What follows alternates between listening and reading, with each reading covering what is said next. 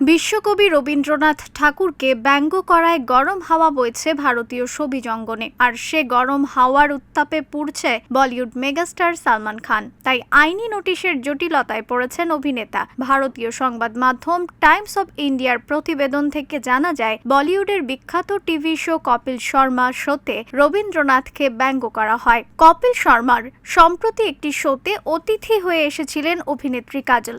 শোয়ের একটি অংশে মঞ্চে আসেন কৌতুকাভিনেতা কৃষ্ণা অভিষেক। তিনি দর্শকদের হাসাতে কবিগুরুর "যদি তোর ডাক শুনে কেউ না আসে" গানটির অপব্যাখ্যা করেন। অথচ এ শোয়ের পরিচালক সুরকার ইন্দ্রদীপ দাশগুপ্ত সহ বাংলার বহু খ্যাতনামারা তাতে কোনো সমস্যা দেখতে পাননি।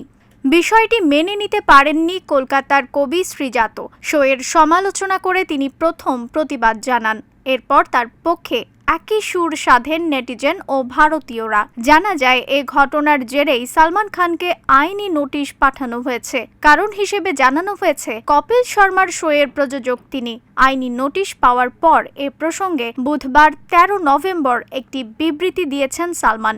জানিয়েছেন, কপিল শর্মার শোয়ের প্রযোজক হিসেবে অতীতে তার প্রযোজনা সংস্থা যুক্ত ছিল, কিন্তু বেশ সময় ধরেই তার প্রযোজনা সংস্থা যুক্ত নেই উক্ত শোয়ের সঙ্গে। রবীন্দ্রনাথ ব্যঙ্গর সঙ্গে নিজের নাম জড়ানো প্রসঙ্গে সালমান বলেন, সম্পূর্ণ ভ্রান্ত ধারণার বশবর্তী হয়ে এই আইনি পদক্ষেপ। আমি এই শোটির আর প্রযোজনা করি না, তাই কোনো আইনি নোটিশ আমাকে প্রভাবিত করতে পারবে না।